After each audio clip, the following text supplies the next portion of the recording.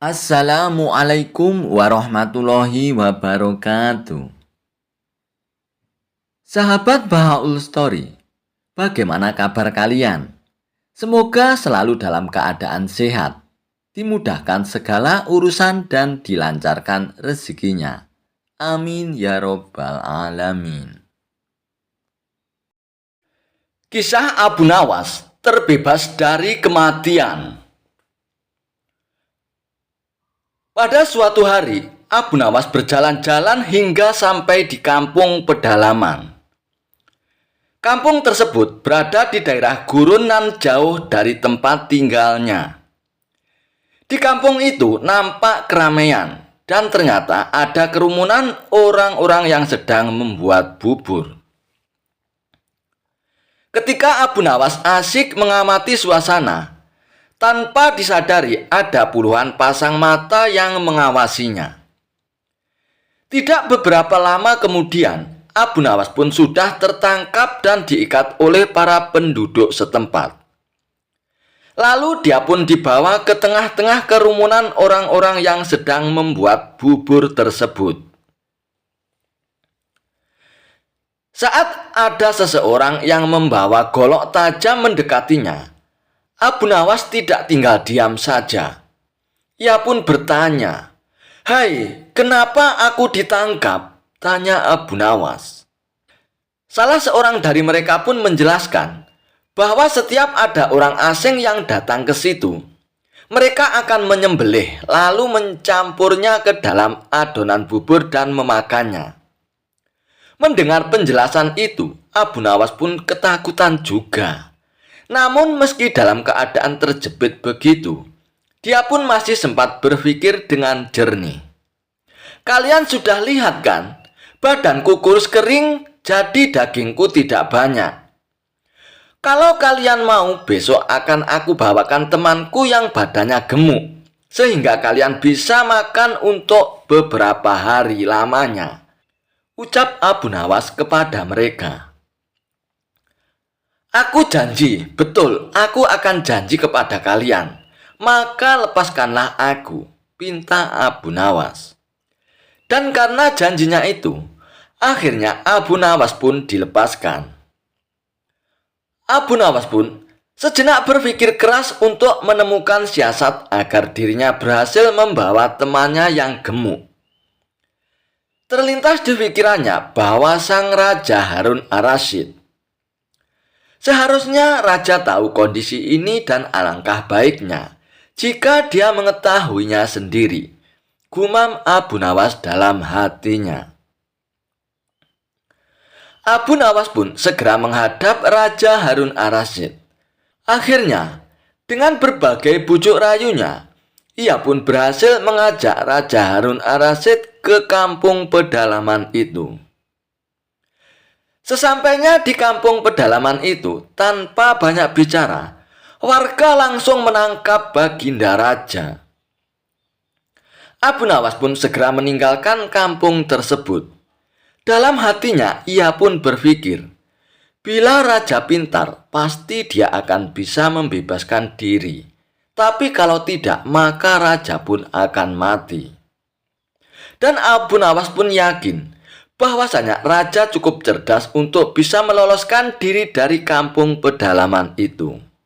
Sementara itu, Raja yang ditawan tidak menyangka bahwa dia akan disembelih oleh warga kampung pedalaman yang masih merupakan wilayah kekuasaannya sendiri.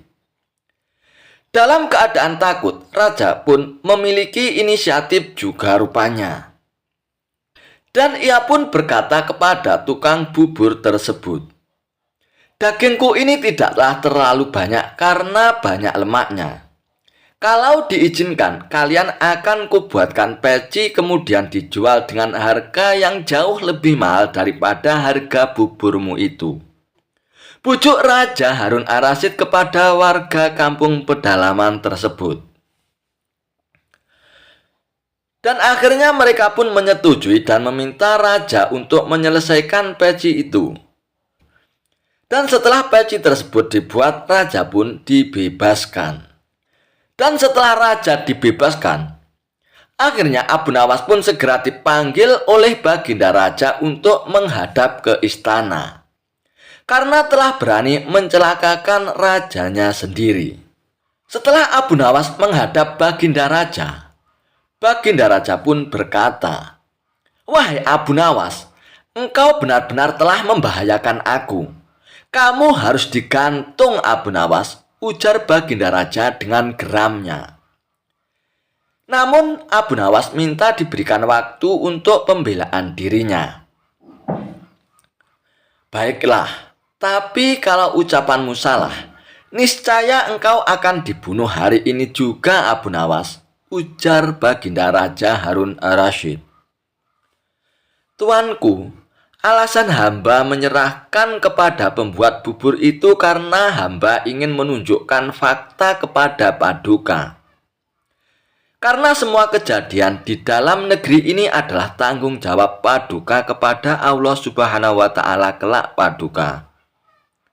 Raja yang adil sebaiknya mengetahui perbuatan rakyatnya, Paduka," kata Abu Nawas. Setelah mendengar pembelaan dari Abu Nawas, Raja Harun ar-Rasyid pun menerimanya dan membebaskan Abu Nawas dari hukumannya. Setelah itu, raja pun melakukan pembinaan kepada suku pedalaman tersebut. Kisah Abu Nawas hampir digantung gara-gara mau terbang. Al-Kisah, telah tersiar kabar bahwa Abu Nawas mau terbang. Berita itu dengan cepat menggemparkan seluruh penjuru kota. Banyak yang ingin tahu tentang berita itu hingga mendatangi Abu Nawas langsung. Namun dengan santainya, Abu Nawas pun menjawab, "Betul saudara-saudara, saya memang mau terbang." Dan berita jika Abu Nawas mau terbang sudah menyebar dari perkotaan hingga perdesaan. Kabar itu pun juga sampai ke telinga Baginda Raja Harun ar-Rasyid. Baginda begitu kaget dan sedikit panik sebab kabar itu sudah membuat kehebohan di seluruh penjuru negeri. Banyak yang bertengkar dan berdebat tentang kebenaran itu. Ada yang percaya dan ada pula yang tidak percaya. Karena sudah menimbulkan keresahan, akhirnya Baginda Harun ar-Rasyid pun memanggil Abu Nawas ke istana. Dan sesampainya di istana, Baginda Raja Harun ar-Rasyid langsung bertanya kepada Abu Nawas, "Hei Abu Nawas, betulkah kamu mau terbang?" "Betul Baginda, saya memang mau terbang," jawab Abu Nawas dengan santainya. "Kapan dan di mana kamu mau terbang, Abu Nawas?" sahut Baginda Raja. "Hari Jumat yang akan datang ini di menara Masjid Baitusalam, Baginda," jawab Abu Nawas. "Baiklah Abu Nawas, karena berita ini sudah membuat banyak perdebatan di kalangan masyarakat, maka pengadilan masyarakat akan memutuskan nasibmu bila berbohong. Sesuai dengan peraturan di negeri ini, kamu akan mendapatkan hukuman berat jika memang kamu berbohong.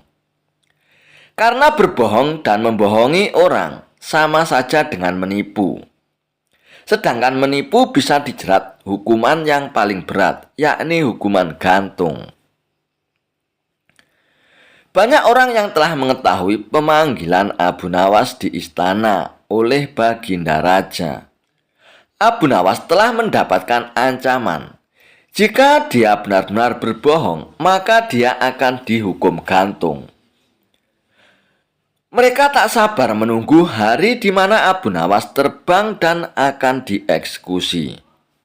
Hari Jumat pun telah tiba. Masyarakat sudah berbondong-bondong memenuhi halaman Masjid Baitusalam. Tak jauh dari arena itu, peralatan untuk melaksanakan hukuman gantung pun telah disiapkan. Apabila Abu Nawas berbohong, maka hukuman gantung pun akan dilaksanakan. Tetapi orang-orang yang sudah memenuhi halaman masjid pun terpana, ketika melihat Abu Nawas yang dengan santainya berjalan. Ia tanpa ragu melangkah menaiki menara masjid. Orang-orang pun bertanya, benarkah Abu Nawas akan terbang? Ada pula yang berkata, silakan terbang kamu Abu Nawas. Kalau kamu terbang pasti akan jatuh dan mati. Tapi kalau kamu tidak terbang, kamu akan digantung. Suasana pun menjadi tegang dan hening saat Abu Nawas sudah sampai di puncak menara masjid. Semua mata tertuju pada Abu Nawas, seolah-olah mereka akan menyaksikan kejadian yang luar biasa. Semua mata pun tertuju pada Abu Nawas, seolah-olah mereka akan menyaksikan kejadian yang sangat luar biasa. Sementara itu di atas, Abu Nawas berdiri dan mulai beraksi. Ia mulai menggerak-gerakkan tangannya seolah-olah akan terbang. Ia pun berulang kali merentangkan tangannya dan mengibas-ibaskan tangannya, berulang-ulang seperti burung yang terbang. Ia pun melakukan hal itu berulang kali sampai beberapa menit berlalu. Tapi nyatanya Abu Nawas pun tak kunjung terbang. Di pelataran masjid pun, orang-orang saling menolehkan wajahnya. Jantung mereka semakin berdegup kencang lantaran hakim sudah bersiap untuk memutuskan hukuman. Tapi Abu Nawas malah dengan santainya turun dari menara. Apakah kalian tadi melihat bahwa saya mau terbang? Tanya Abu Nawas kepada hadirin setelah sampai di bawah. Iya, kami tadi melihatmu, kamu menggerak-gerakkan tanganmu seolah mau terbang. Jawab dari banyak orang. Lalu, apakah saya berbohong bahwa saya mau terbang dari menara Masjid Baitusalam? Tanya Abu Nawas lagi. Orang-orang pun hanya menggeleng-gelengkan kepala tanpa ada suara yang keluar. Nah, bagaimana? Saya kan tidak bilang bisa terbang. Tapi saya mau terbang. Jadi saya mau terbang kan? Tapi tidak bisa terbang. Jelas Abu Nawas. Orang-orang pun menyadari bahwa inilah kecerdikan dari kata-kata dan perilaku Abu Nawas. Ia bisa mengubah sesuatu yang tak mungkin menjadi mungkin dengan caranya. Hakim pun menjadi tak berdaya. Mereka kesulitan mencari pasal untuk menjerat Abu Nawas, karena merasa ini hanyalah permainan kata dan penafsirannya. Berhati-hatilah jika menerima berita. Jangan langsung ditelan, tapi renungkanlah dahulu, kata Abu Nawas kepada orang-orang yang telah menyaksikan kejadian itu.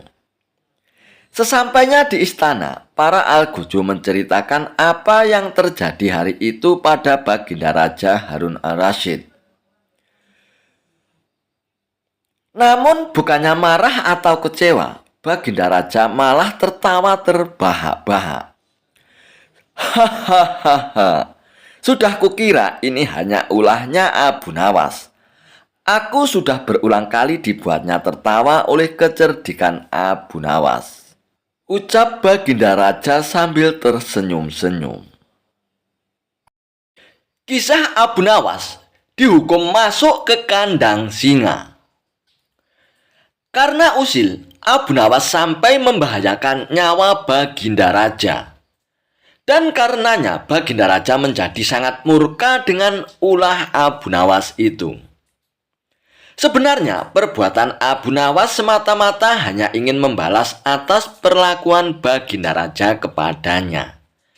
Pasalnya, bukan sekali dua kali saja. Abu Nawas juga beberapa kali hampir celaka karena perbuatan usil Baginda Raja.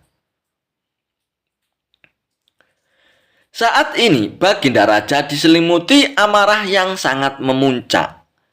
Cari Abu Nawas, tangkap dan bawa ke sini. Beberapa pengawal kerajaan pun langsung berangkat menuju rumah Abu Nawas. Sesampainya di sana, mereka langsung menangkap Abu Nawas dengan kasar. "Hai pengawal, apa-apaan ini? Apa salahku?" tanya Abu Nawas dengan ketakutan. "Kami diperintahkan Baginda Raja untuk menangkapmu, Tuan Abu Nawas. Kalau kamu menolak, kami tetap akan membawamu dengan cara paksa," jawab para pengawal. Abu Nawas pun hanya bisa pasrah. Ia kemudian digiring ke istana dan dihadapkan kepada Baginda Raja. "Ampun Paduka yang mulia, kenapa hamba diperlakukan kasar begini?" tanya Abu Nawas. "Hai Abu Nawas, kamu jangan pura-pura tidak tahu ya. Kamu telah membuat aku murka, Abu Nawas. Perbuatan usilmu kemarin hampir saja membuatku mati. Kamu memang keterlaluan dan sangat kurang ajar, Abu Nawas," jawab Baginda Raja dengan penuh emosi. "Maafkan hamba Paduka yang mulia, hamba sedang kilap," ucap Abu Nawas. "Saat ini sudah tidak ada maaf bagimu, Abu Nawas. Kamu harus dihukum mati," bentak Baginda Raja. "Lalu dengan cara apa hamba dihukum mati, Paduka? Dipancung atau digantung?" tanya Abu Nawas. "Bukan Abu Nawas, bukan dengan cara seperti itu. Karena hukuman seperti itu hanya jadi bahan lelucon bagimu saja nantinya," balas Baginda Raja bertambah emosi. Abu Nawas pun menangkap keseriusan pada diri Baginda Raja. "Sepertinya Paduka tidak main-main. Ia terlihat sangat murka padaku," pikir Abu Nawas. Bahkan para menteri dan prajurit menundukkan kepalanya. Tidak ada yang berani menatap Baginda Raja. "Hai pengawal, masukkan Abu Nawas ke kandang singa," teriak Baginda Raja memecah keheningan. Para menteri dan segenap prajurit terkejut mendengar perintah Baginda Raja. Karena walau bagaimanapun, Abu Nawas adalah sosok yang baik. Sering berjasa mengungkap kasus-kasus di dalam istana yang sulit terpecahkan. Mereka tidak sampai hati melihat Abu Nawas tewas mengenaskan diterkam singa buas. Akan tetapi, karena ini adalah titah Baginda Raja, tidak ada seorang pun yang berani untuk menentangnya. Lalu tiba-tiba seorang penasihat istana pun berkata, "Ampun Paduka yang mulia, apakah tidak berlebihan hukuman yang diberikan kepada Abu Nawas? Bukankah lebih baik bila Abu Nawas dihukum penjara saja?" Ujar penasihat istana coba membela Abu Nawas. "Kalau kau tidak suka dengan keputusanku, kau boleh ikut Abu Nawas masuk ke dalam kandang singa," penasihat, hardik Baginda Raja. Sang penasihat istana pun hanya terdiam. Ia tidak berani untuk membantah Paduka Raja. Sementara Abu Nawas pun tertunduk lesu mendengar keputusan tersebut. Tubuhnya langsung lemas dan gemetaran. Namun ketika hendak dimasukkan ke kandang singa, Abu Nawas pun berkata, "Ampun Paduka yang mulia, hamba ikhlas menerima hukuman ini, dan hamba sudah pasrah. Tapi berilah waktu hamba 3 bulan. Hamba ingin agar di akhir kematian disibukkan oleh amal ibadah." Mendengar permintaan Abu Nawas, sejenak Baginda Raja pun terdiam. Tidak beberapa lama kemudian, Baginda Raja pun berkata, "Baiklah Abu Nawas, aku kabulkan permintaanmu. Tapi selama itu pula, kamu harus hidup dalam penjara dan kamu dilarang menemui keluargamu." Abu Nawas pun menyetujui syarat tersebut. "Dan kalau diperkenankan, bolehkah saya minta 1 permintaan lagi Paduka?" tutur Abu Nawas. "Apalagi permintaanmu Abu Nawas?" tanya Baginda Raja. "Supaya kehidupan hamba di dalam penjara tidak membosankan, "Izinkan hamba memberi makan singa yang ada di kandang Paduka," jawab Abu Nawas. "Oh, tidak masalah, Abu Nawas. Nanti ruang penjaramu bersebelahan dengan kandang singa," ujar Baginda Raja. Maka dimasukkanlah Abu Nawas ke penjara. Pada bulan pertama, Abu Nawas melalui waktu dengan beribadah. Sedangkan tiap pagi dan sore hari, diisinya dengan memberi makan singa. Pada bulan kedua dan ketiga, Abu Nawas makin tekun beribadah. Ia juga lebih rajin memberi makan singa.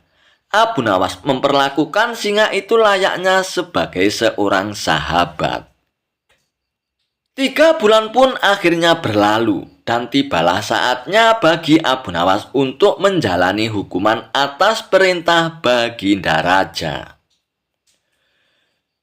Beberapa pengawal istana pun memasukkan Abu Nawas ke kandang singa. Sementara para menteri yang ikut menyaksikan merasa iba dengan nasib Abu Nawas. Akan tetapi tiba-tiba terjadi peristiwa tidak terduga saat Abu Nawas berada di dalam kandang singa. Singa tersebut tidak menerkam Abu Nawas, tapi justru menjilati kaki dan tangan Abu Nawas. Abu Nawas pun membalasnya dengan mengelus-elus tubuh dan kepala singa tersebut. Singa yang terkenal buas ini mendadak tunduk dan menurut kepada Abu Nawas. Sontak saja pemandangan itu membuat mereka yang hadir menjadi terkejut dan terheran-heran. "Abu Nawas ternyata punya kesaktian," ujar salah satu menteri. Dikarenakan singa itu tidak mau menerkam Abu Nawas, akhirnya Abu Nawas pun dikeluarkan dari kandang singa dan disuruh menghadap Baginda Raja. "Hai Abu Nawas, kenapa singa itu tidak mau menerkammu?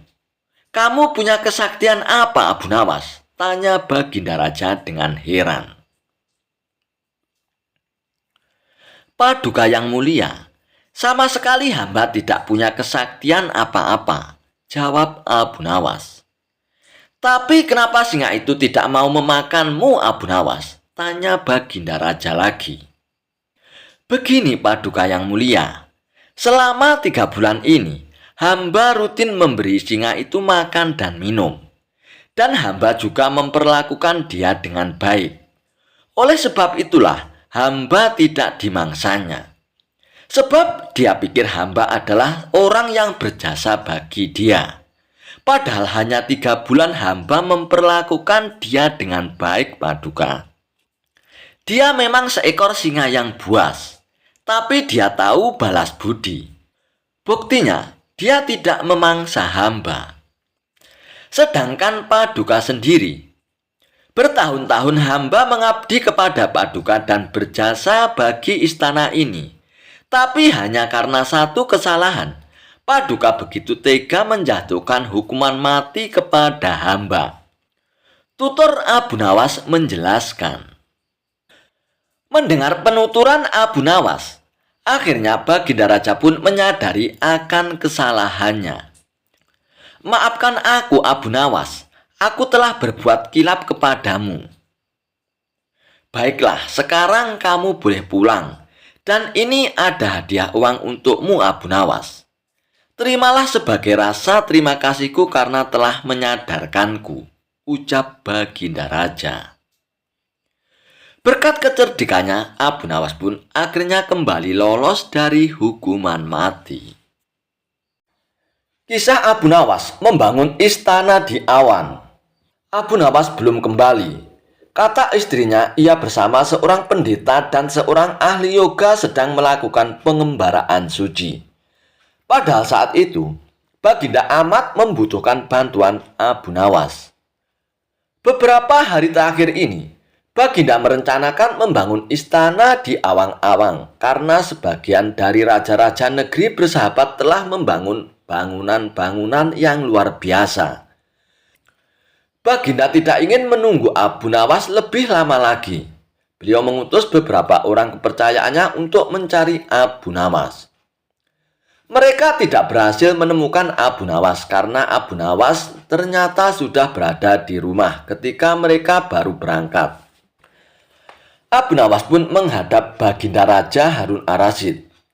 Baginda pun amat riang. Saking gembiranya, beliau mengajak Abu Nawas bergurau. Setelah saling tukar-menukar cerita-cerita yang lucu, lalu Baginda mulai mengutarakan rencananya. Aku sangat ingin membangun istana di awang-awang, agar aku lebih terkenal di antara raja-raja yang lain.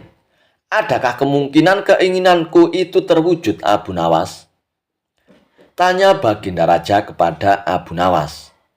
Tidak ada yang tidak mungkin dilakukan di dunia ini, Paduka. Kata Abu Nawas berusaha mengikuti arahan pembicaraan Baginda Raja. Kalau menurutmu hal itu tidak mustahil diwujudkan, maka aku serahkan sepenuhnya tugas ini kepadamu, kata Baginda puas. Abu Nawas pun terperanjat. Ia menyesal telah mengatakan kemungkinan mewujudkan istana di awang-awang. Tetapi nasi telah menjadi bubur. Kata-kata yang telah terlanjur didengar oleh Baginda tidak mungkin ditarik kembali. Baginda pun memberi waktu Abu Nawas beberapa minggu. Dan rasanya tak ada yang lebih berat lagi bagi Abu Nawas kecuali tugas yang diembannya. Jangankan membangun istana di langit, membangun sebuah gubuk kecil pun sudah merupakan hal yang mustahil dikerjakan. Hanya Tuhan sajalah yang mampu untuk melakukannya, gumam Abu Nawas dalam hatinya. Hari-hari berlalu seperti biasa, tak ada yang dikerjakan oleh Abu Nawas, kecuali memikirkan bagaimana membuat Baginda Raja yakin kalau yang dibangun itu benar-benar istana di langit. Seluruh ingatannya dikerahkan dan dihubung-hubungkan. Abu Nawas bahkan berusaha menjangkau masa kanak-kanaknya, sampai ia teringat bahwa dulu ia pernah bermain layang-layang. Dan inilah yang membuat Abu Nawas girang. Abu Nawas tidak menyia-nyiakan waktu lagi. Ia bersama beberapa kawannya merancang layang-layang raksasa terbentuk persegi 4. Dan setelah selesai, baru Abu Nawas melukis pintu-pintu serta jendela-jendela dan ornamen-ornamen lainnya. Ketika semuanya telah selesai, Abu Nawas dan kawan-kawannya menerbangkan layang-layang raksasa itu dari suatu tempat yang dirahasiakan. Begitu layang-layang raksasa terbentuk, istana itu mengapung di angkasa. Penduduk negeri gempar, Baginda Raja girang bukan kepalang. Benarkah Abu Nawas berhasil membangun istana di langit? Dengan tidak sabar, beliau didampingi beberapa orang pengawal bergegas menemui Abu Nawas. Dan Abu Nawas pun berkata dengan bangga, Paduka yang mulia, istana pesanan Paduka telah rampung, kata Abu Nawas merendah. Engkau benar-benar hebat, Abu Nawas, kata Baginda memuji Abu Nawas. Terima kasih Baginda yang mulia, kata Abu Nawas. Lalu bagaimana caranya aku ke istana? Tanya Baginda Raja. Dengan tambang Paduka yang mulia, kata Abu Nawas dengan tenangnya. Kalau begitu, siapkan tambang itu sekarang. Aku ingin segera melihat istanaku dari dekat. Kata Baginda tak sabar lagi. Hamba Paduka yang mulia, hamba kemarin lupa memasang tambang itu sehingga seorang kawan hamba tertinggal di sana dan tidak bisa turun. Kata Abu Nawas mulai berkelit. Bagaimana dengan engkau sendiri, Abu Nawas? Dengan apa engkau turun ke bumi? Tanya Baginda Raja. Dengan menggunakan sayap Paduka yang mulia, kata Abu Nawas dengan bangga. Kalau begitu buatkan aku sayap supaya aku bisa terbang ke sana, kata Baginda Raja. Paduka yang mulia, sayap itu hanya bisa diciptakan dalam mimpi, kata Abu Nawas menjelaskan. Engkau berani mengatakan aku gila sepertimu? Tanya Baginda dan sambil melotot. Ya Baginda, kurang lebih seperti itu, jawab Abu Nawas tangkas. Apa maksudmu Abu Nawas? Tanya Baginda lagi. Baginda tahu bahwa membangun istana di awang-awang adalah pekerjaan yang mustahil untuk dilaksanakan. Tetapi Baginda tetap menyuruh hamba mengerjakannya. Sedangkan hamba juga tahu bahwa pekerjaan itu mustahil untuk dikerjakan. Tetapi hamba tetap menyanggupinya. Titah Baginda yang tidak masuk akal itu, kata Abu Nawas berusaha menjelaskan kepada Baginda Raja. Tanpa menoleh, Baginda Raja pun kembali ke istana diiringi para pengawalnya. Abu Nawas berdiri sendirian sambil memandang ke atas melihat istana terapung di awang-awang. Kisah Abu Nawas bakar tenda demi mengalahkan raja. Suatu ketika, Baginda Raja Harun Ar-Rasyid menantang Abu Nawas dalam suatu perlombaan. Ajang lomba itu adalah tenda siapa yang paling ramai dan paling banyak dikunjungi oleh pengunjung, maka dialah yang menang. Mengapa menantang Abu Nawas untuk perlombaan tersebut? Bisa jadi, Baginda Raja Harun Ar-Rasyid sangat senang dengan kecerdikan Abu Nawas dalam menyelesaikan tantangan. Singkat cerita, tantangan itu pun disetujui oleh Abu Nawas. Tepat di alun-alun kerajaan dan waktu pun sudah ditentukan. Aturannya adalah tenda siapa yang paling ramai dikunjungi orang, mulai pukul 12 siang hingga pukul 24 malam. Bukan hal yang sangat sulit bagi Baginda Raja untuk membuat tendanya ramai dikunjungi orang-orang. Sejak dimulainya perlombaan, tenda Baginda Raja sudah ramai dikunjungi para warga. Bagaimana tidak? Selain tenda Baginda Raja besar, di dalam tenda juga disediakan hiburan serta aneka makanan dan minuman. Siapapun yang datang ke tenda tersebut sudah pasti terhibur dan konsumsinya tercukupi. Berbeda dengan tenda milik Abu Nawas. Selain tendanya kecil tidak sebesar milik Baginda Raja, di tempat itu juga tidak ada hiburan apalagi makanan. Namun Abu Nawas terlihat tenang sembari duduk-duduk di dalam tenda tersebut. Menurutnya, waktu perlombaan masih panjang. Sejumlah warga yang datang ke tenda Baginda Raja sudah mengira bahwa Abu Nawas akan kalah dalam perlombaan tersebut. Terlebih lagi, semakin malam jumlah warga yang mendatangi tenda Baginda Raja semakin banyak dan semakin banyak. Abu Nawas pun masih terlihat duduk-duduk santai dan tenang. Nyaris tidak ada upaya apapun agar tendanya ramai dikunjungi warga. Hingga sekitar pukul 23 atau jam 11 malam, Abu Nawas pun baru beraksi. Tenda milik Abu Nawas tiba-tiba terbakar. Apinya membakar tenda tersebut menjulang ke angkasa. Kontan saja, warga yang hadir di tenda Baginda Raja pun berteriak, "Tenda Abu Nawas terbakar! Tenda Abu Nawas terbakar!" teriak para warga. Warga yang penasaran semburat keluar dari tenda Baginda Raja. Ada yang penasaran dan datang melihat hingga ada yang membawa air untuk memadamkan api. Tak ketinggalan, Baginda Raja pun ikut mendatangi tenda Abu Nawas. Nah, pas pukul 12 malam, semua orang yang ada di tenda Baginda Raja pun berpindah ke lokasi tenda Abu Nawas yang kebakaran. Tak ketinggalan, Baginda Raja pun datang ke lokasi. "Wahai Paduka Raja, lihat, semua orang termasuk Anda pun datang ke tenda saya. Tepat pukul 12 malam, ujar Abu Nawas sembari tersenyum penuh kemenangan. Rupanya kebakaran itu disengaja oleh Abu Nawas untuk menarik perhatian orang-orang yang ada di tenda Baginda Raja.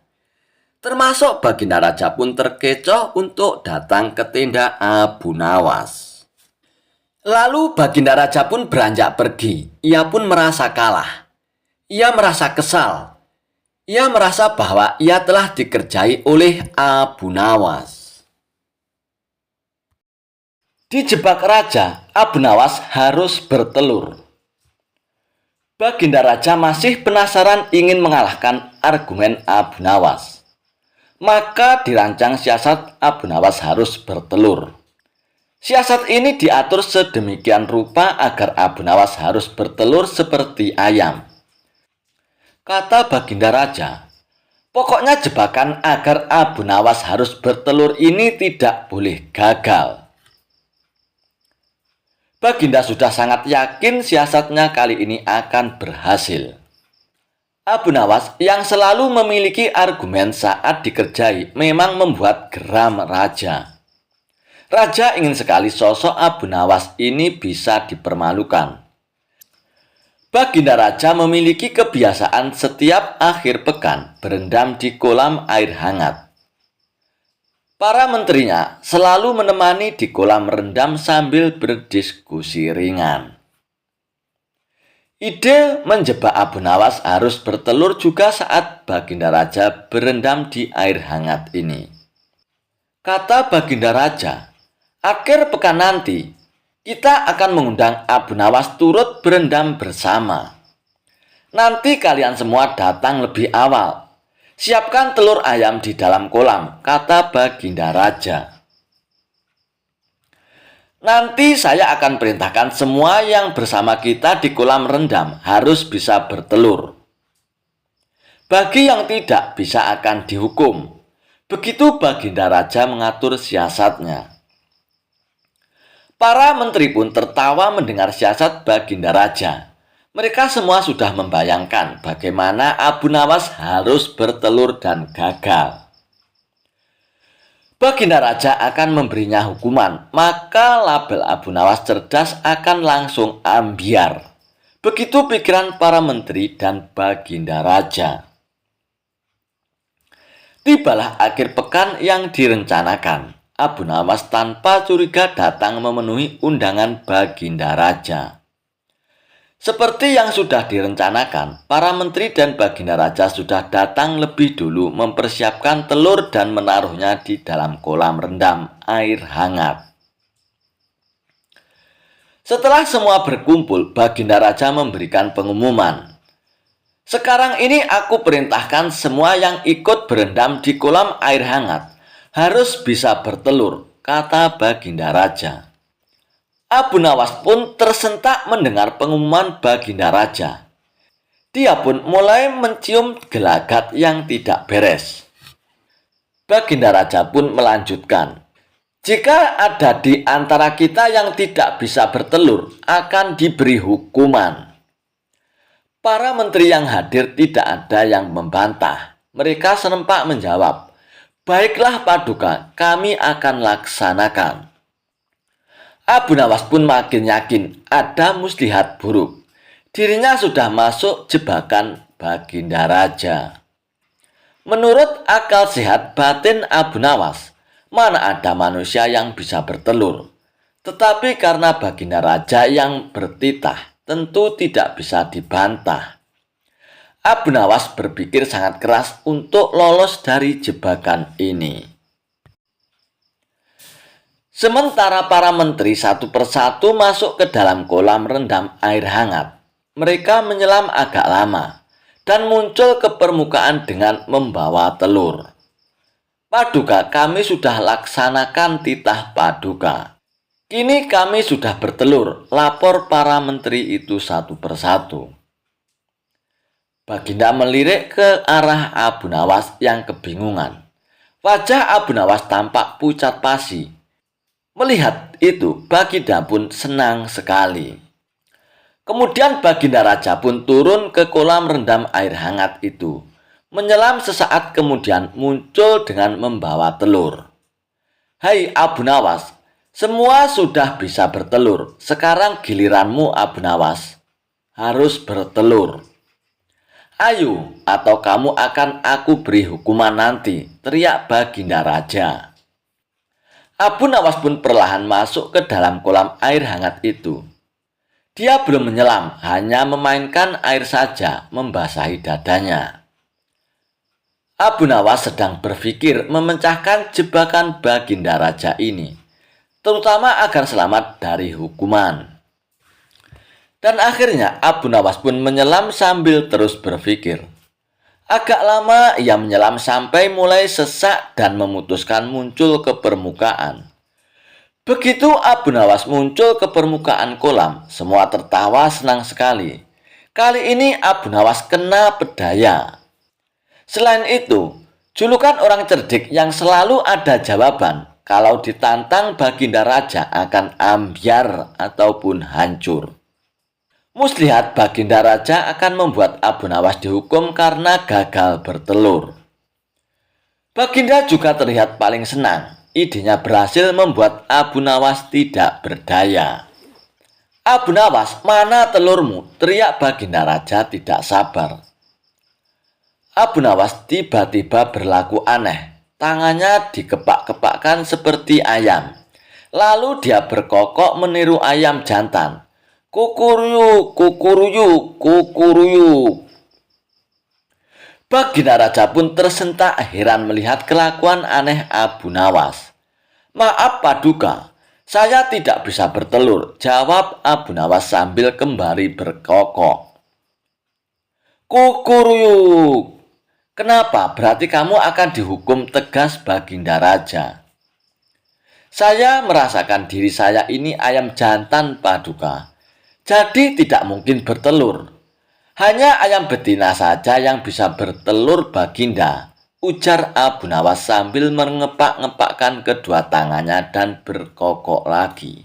"Kukuruyuk, kukuruyuk, kukuruyuk."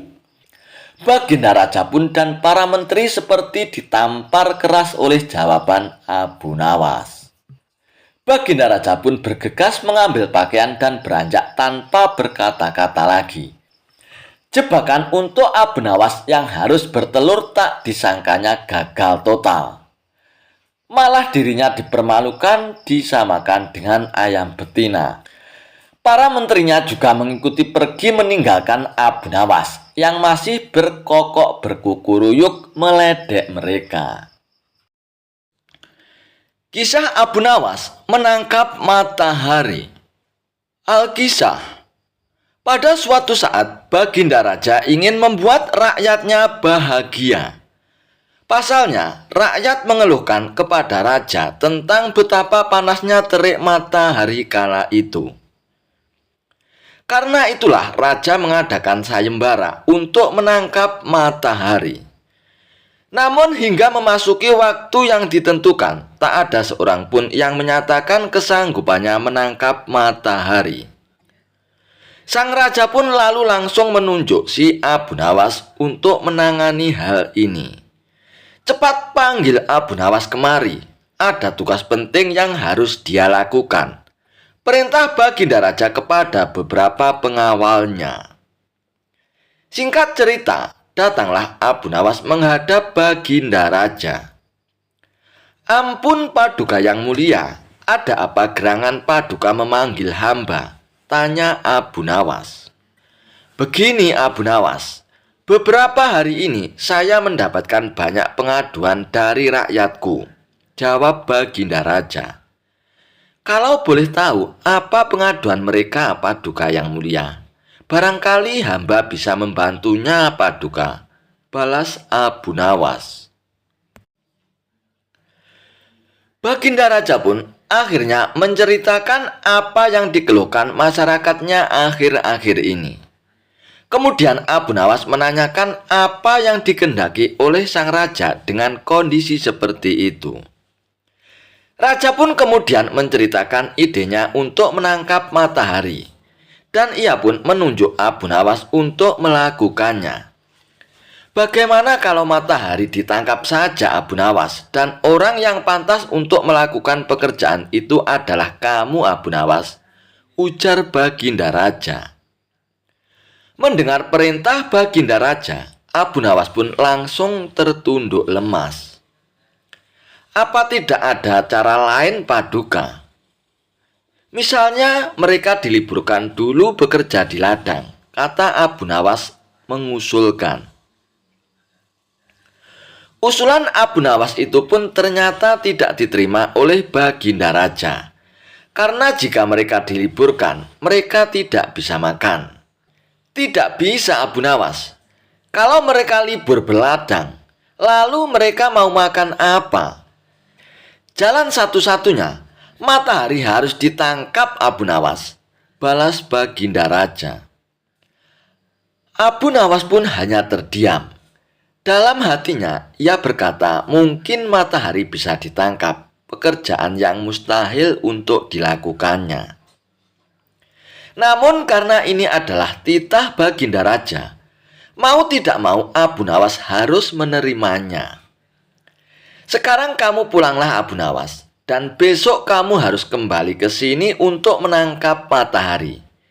Kalau kamu tidak bisa, maka kamu akan menerima hukuman, Abu Nawas, tegas Baginda Raja. Lalu Abu Nawas pun pulang. Setibanya di rumah, Abu Nawas pun terus memikirkan cara supaya ia bisa melepaskan diri dari hukuman. Ia terus memutar otaknya hingga tengah malam. Lebih baik aku sholat isya dulu, nanti aku malah ketiduran, pikir Abu Nawas.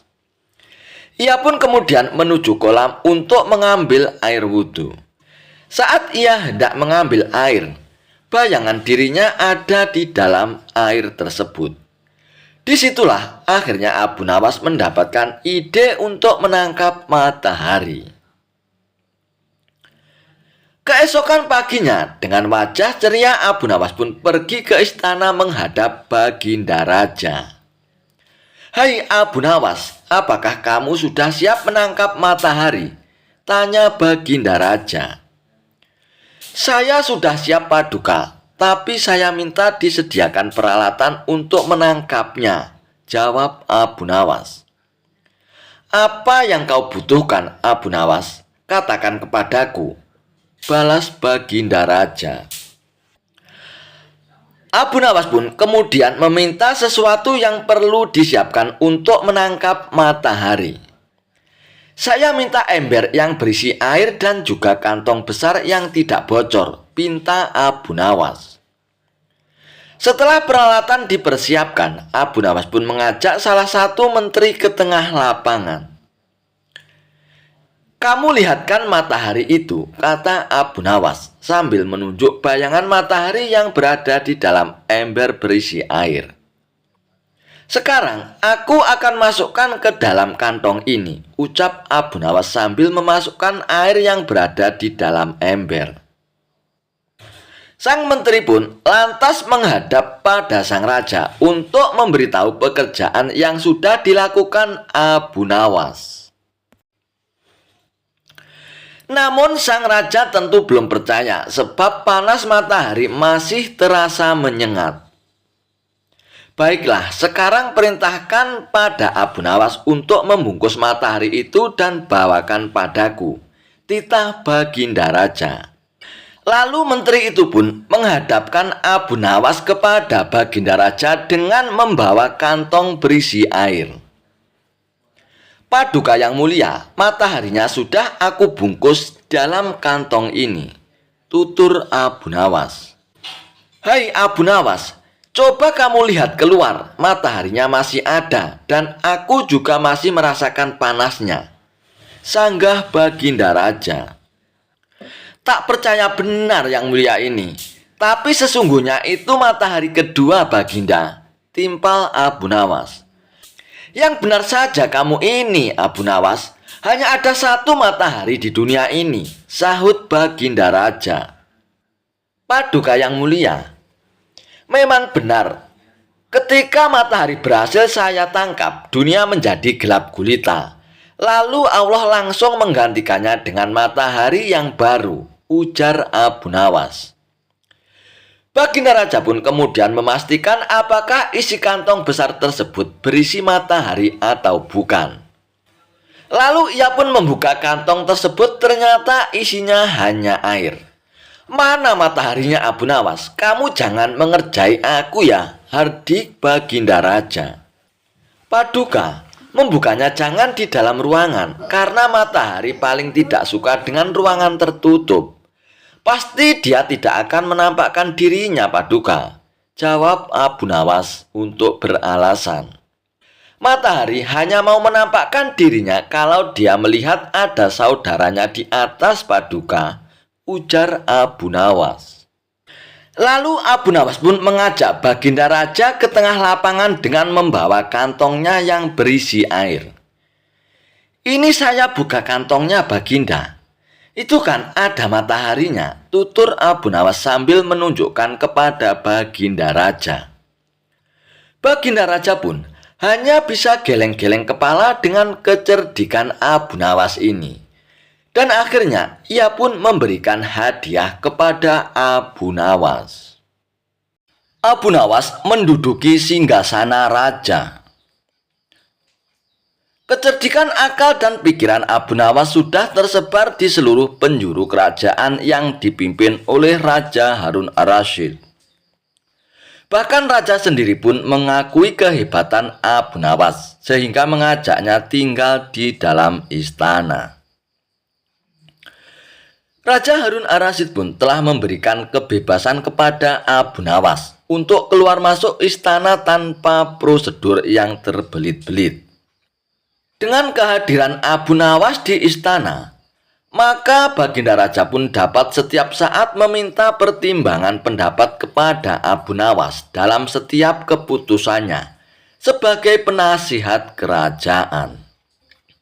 Namun tampaknya kali ini Abu Nawas mulai bosan tinggal di dalam istana. Ia tidak terbiasa dengan hidup berfoya-foya, meskipun semua yang diinginkan selalu tersedia. Abu Nawas pun memilih ingin tinggal di luar istana. Ia rindu sekali ingin menggarap sawah dan merawat hewan-hewan ternaknya. Dari sinilah kemudian muncul dalam pikiran Abu Nawas untuk keluar dari istana. Diputarlah otaknya untuk mencari alasan agar ia bisa keluar dari istana. Setelah semalaman ia berpikir, lalu Abu Nawas pun menemukan cara yang jitu untuk keluar dari lingkaran istana. Pada keesokan harinya, ia sengaja bangun pagi-pagi sekali. Kemudian ia pun pergi ke ruang utama istana. Dan saat itu, suasana masih sangat sepi. Hanya terdapat beberapa pengawal. Baginda Raja Harun ar-Rasyid pun masih terbaring di tempat tidurnya. Pada saat itulah Abu Nawas pun mendekati singgasana paduka raja dan mendudukinya. Tak hanya itu, Abu Nawas juga mengangkat kaki dan menyilangkan salah satu kakinya seolah-olah dialah yang menjadi rajanya. Melihat kejadian itu, beberapa pengawal kerajaan pun akhirnya terpaksa menangkap Abu Nawas. Mereka menilai bahwa siapapun tidak berhak duduk di singgasana raja, kecuali raja sendiri. Barang siapa yang menempati tahta Baginda Raja, termasuk dalam kejahatan yang besar dan hukuman mati akan diberikan. Para pengawal yang menangkap Abu Nawas kemudian menyeretnya turun dari tahta dan memukulinya. Mendengar teriakan Abu Nawas yang kesakitan, paduka raja pun akhirnya terbangun dan menghampirinya. "Wahai pengawal, apa yang kalian lakukan ini?" tanya Baginda Raja. "Ampun Baginda Raja, Abu Nawas telah lancang duduk di singgasana paduka. Kami terpaksa menyeret dan memukulinya," jawab salah seorang pengawal. Sesaat setelah itu, Abu Nawas tiba-tiba saja menangis. Tangisannya sengaja dibuat sangat kencang sekali sehingga banyak menyita perhatian penduduk istana lainnya. "Benarkah Abu Nawas apa yang dikatakan pengawal itu?" tanya Baginda Raja. "Benar paduka," jawab Abu Nawas. Dan raja pun mendengar jawaban Abu Nawas pun terkejut. Jika sesuai peraturan yang ada, Abu Nawas akan dikenai hukuman mati. Namun Baginda Raja tak sampai hati untuk melaksanakannya, mengingat begitu banyak jasa yang diberikan Abu Nawas kepada kerajaan. Sudahlah Abu Nawas, tak usah menangis, jangan khawatir, aku tidak akan menghukummu. Cepat hapus air matamu, ucap Baginda Raja. Wahai Paduka yang mulia, bukan pukulan mereka yang membuat aku menangis. Aku menangis karena kasihan terhadap Paduka Raja, kata Abu Nawas yang membuat Raja pun tercengang oleh ucapan Abu Nawas. Engkau mengasihaniku, Abu Nawas? Tanya Baginda Raja. Abu Nawas pun menjawab, wahai Baginda Raja, aku cuma duduk di tahtamu sekali, tapi mereka telah memukuliku dengan begitu kerasnya. Apalagi Paduka Raja yang telah menduduki tahta itu selama berpuluh-puluh tahun. Seperti apa yang akan Paduka terima nantinya? Aku menangis karena memikirkan nasib Paduka yang malang, jawab Abu Nawas. Jawaban Abu Nawas itu membuat Raja tak bisa berbuat apa-apa. Ia tak menyangka Abu Nawas menjual harga dirinya di depan banyak pengawalnya. Oleh karena itu, Baginda Raja pun menghukum Abu Nawas untuk dikeluarkan dari istananya. Baiklah, jika demikian, mulai detik ini kamu harus keluar dari istanaku, Abu Nawas, kata Baginda Raja dengan sedikit geram. Terima kasih Paduka yang mulia, memang itu yang saya kehendaki, balas Abu Nawas sambil menyalami Baginda Raja untuk kemudian pamit keluar dari istana. Raja Harun Ar-Rasyid lagi-lagi memberikan misi mustahil kepada Abu Nawas. Ia tak bosan-bosannya mengetes kecerdikan Abu Nawas. Kali ini ia meminta sesuatu yang tak wajar, yakni pergi ke bulan untuk menyelidikinya. Padahal zaman itu jelas-jelas belum ada teknologi canggih dan mutakhir seperti Apollo. Sekarang saja hanya orang tertentu yang bisa datang ke bulan, apalagi zaman dahulu. Jadi jelas jika misi itu hanya untuk menguji Abu Nawas. Pergi ke bulan, tanya Abu Nawas. Ya Abu Nawas, saya tahu kau adalah seorang pria yang pintar. Kau harus dapat pergi ke bulan, kata sang raja. Oke, saya akan pergi ke bulan sana besok sore yang mulia, jawab Abu Nawas dengan cepat.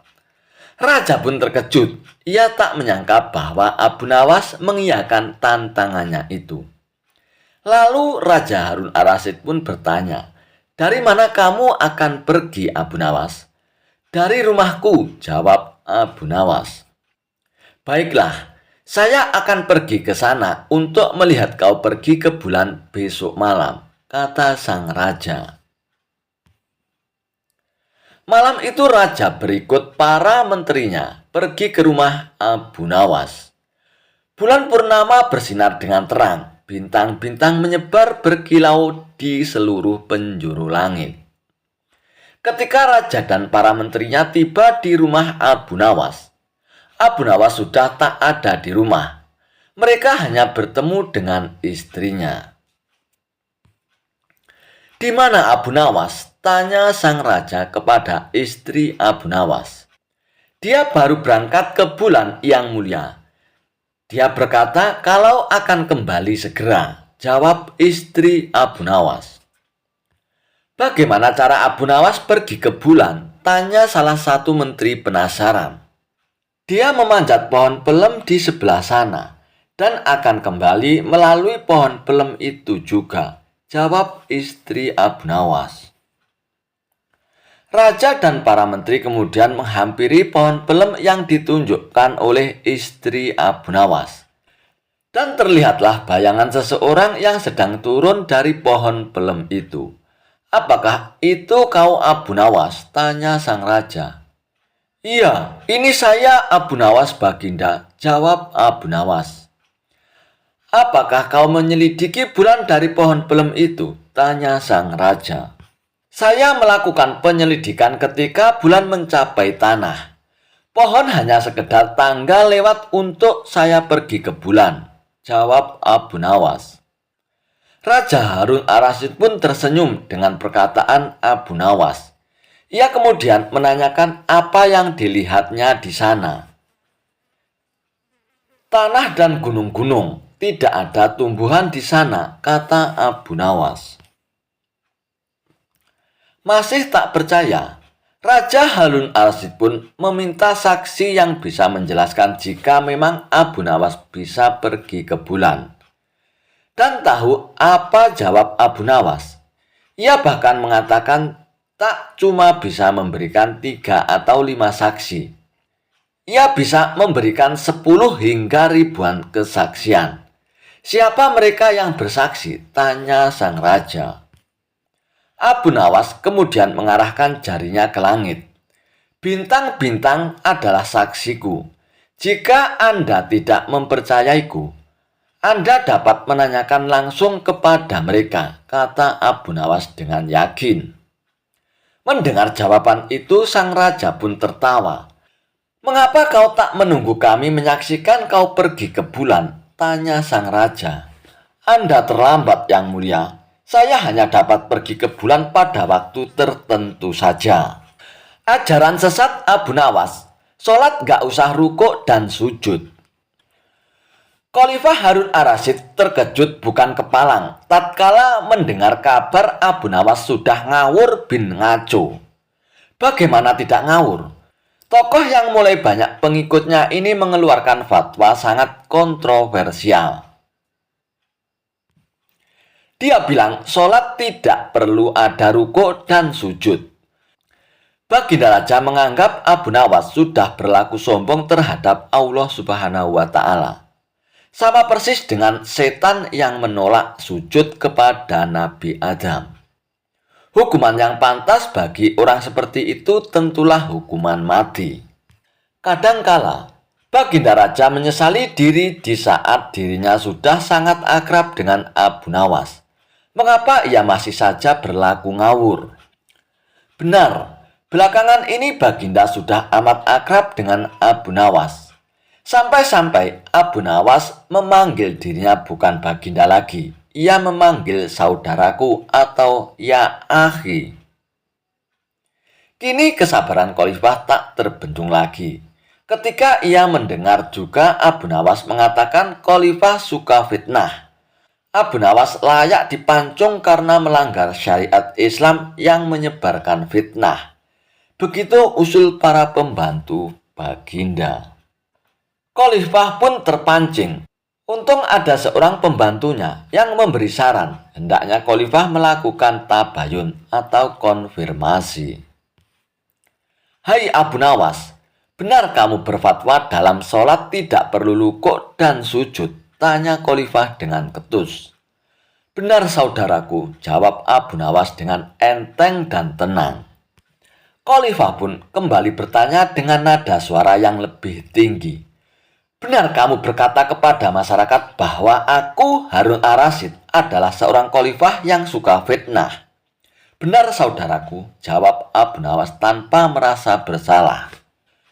Khalifah berteriak dengan suara menggelegar, "Kamu memang pantas dihukum mati Abu Nawas karena melanggar syariat Islam dan menebarkan fitnah tentang khalifah."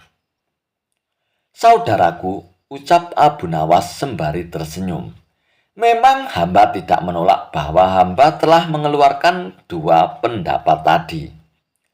Tetapi sepertinya kabar yang sampai pada Baginda tidak lengkap. Kata-kata hamba terpelintir, dijagal seolah-olah hamba berkata salah." "Apa maksudmu Abu Nawas?" "Jangan membela diri kau. Telah mengaku dan mengatakan kabar itu benar adanya," ucap Khalifah dengan ketus. Singkat cerita, Abu Nawas pun digeret menghadap Khalifah. Kini ia menjadi kesakitan. Abu Nawas beranjak dari duduknya dan menjelaskan dengan tenang. "Saudaraku, Saya memang berkata rukuk dan sujud tidak perlu dalam sholat. Tapi dalam sholat apa? Waktu itu saya menjelaskan tata cara sholat jenazah yang memang tidak perlu rukuk dan sujud. Khalifah pun mengangguk-anggukkan kepala dan membenarkannya. Bagaimana soal aku yang kau fitnah? Tanya Khalifah. Abu Nawas pun menjawab dengan senyuman. Kalau itu, saya sedang menjelaskan tafsir ayat 28 surat Al-Anfal yang berbunyi, ketahuilah bahwa kekayaan dan anak-anakmu hanyalah ujian bagimu. Sebagai seorang khalifah dan seorang ayah, Anda sangat menyukai kekayaan dan anak-anak. Berarti Anda suka fitnah atau ujian itu. Mendengar penjelasan Abu Nawas yang sekaligus kritikan, Khalifah Harun ar-Rasyid pun tertunduk malu, menyesal dan sadar. Rupanya kedekatan Abu Nawas dengan Harun ar-Rasyid menyulut iri dan dengki di antara pembantu-pembantunya. Pembantu-pembantu Khalifah yang hasut ingin memisahkan hubungan akrab tersebut dengan memutarbalikkan berita. Kisah Abu Nawas mengecoh orang sekampung dan Baginda Raja. Alkisah, datanglah segerombolan prajurit dari istana atas perintah Baginda Raja Harun ar-Rasyid untuk menangkap Abu Nawas di kediamannya. Abu Nawas dikabarkan telah menghilang cukup lama entah kemana. Tidak ada satupun yang tahu keberadaannya saat itu, termasuk istrinya sendiri. Karena yang dicari tidak ada, akhirnya para prajurit pun pulang ke istana. Setelah para prajurit itu kembali ke istana, Abu Nawas pun muncul dari persembunyiannya. Ia pun kembali pulang ke rumahnya untuk menemui istrinya. Suamiku, para prajurit kerajaan tadi mencarimu, ucap istri Abu Nawas. Ya istriku, ini urusan gawat. Aku baru saja menjual Sultan Harun ar-Rasyid menjadi budak. Apa? Raja kau jadikan budak? Kenapa kau lakukan itu suamiku? Supaya dia tahu di negerinya ada praktek jual beli budak. Dan jadi budak itu sangat sengsara, ucap Abu Nawas. Sebenarnya maksudmu baik suamiku, tapi Baginda Raja pasti marah. Buktinya para prajurit diperintahkan untuk menangkapmu suamiku. Dan menurutmu apa yang akan dilakukan Sultan Harun ar-Rasyid kepadaku istriku? Pasti kau akan dihukum berat suamiku. Gawat istriku. Kalau begitu, aku akan mengerahkan ilmu yang kusimpan. Ucap Abu Nawas lalu masuk ke dalam rumah. Ia pun segera mengambil air wudhu lalu mendirikan sholat 2 rakaat. Lalu ia pun berpesan kepada istrinya apa yang harus dikatakan bila Baginda datang. Tidak beberapa lama kemudian, tetangga Abu Nawas pun geger karena istri Abu Nawas menjerit-jerit. Ada apa? Tanya tetangga Abu Nawas sambil tergopoh-gopoh. Suamiku mati. Hah, Abu Nawas mati? Iya. Kini kabar kematian Abu Nawas pun tersebar ke seluruh pelosok negeri. Baginda Raja yang mendengar pun terkejut.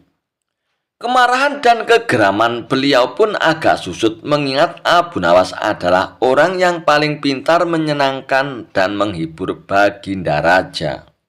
Baginda Raja beserta beberapa pengawal dan seorang tabib istana segera menuju rumah Abu Nawas.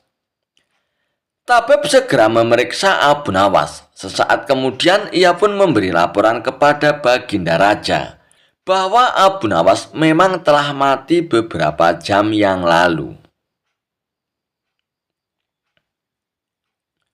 Setelah melihat sendiri tubuh Abu Nawas terbujur kaku dan tak berdaya, Baginda Raja pun merasa terharu dan meneteskan air mata. Lalu beliau pun bertanya kepada istri Abu Nawas, "Adakah pesan terakhir dari Abu Nawas untukku?" tanya Baginda Raja. "Ada Paduka yang mulia," kata istri Abu Nawas sambil menangis. "Katakanlah apa pesan Abu Nawas itu," kata Baginda Raja. "Suami hamba Abu Nawas memohon sudilah kiranya Baginda Raja mengampuni semua kesalahannya di dunia dan akhirat di depan rakyat Paduka," kata istri Abu Nawas dengan terbata-bata.